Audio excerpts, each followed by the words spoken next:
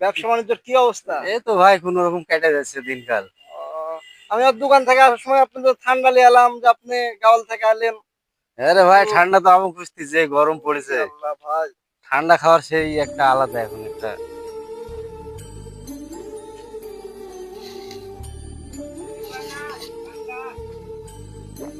আরে গরমের থেকে আইসে সেই একটা অবস্থা, কি একটা অবস্থা। ব্যবসা বাণিজ্য কি খবর তোমার আছে দোকানে? ভাই আলহামদুলিল্লাহ, লেন খান।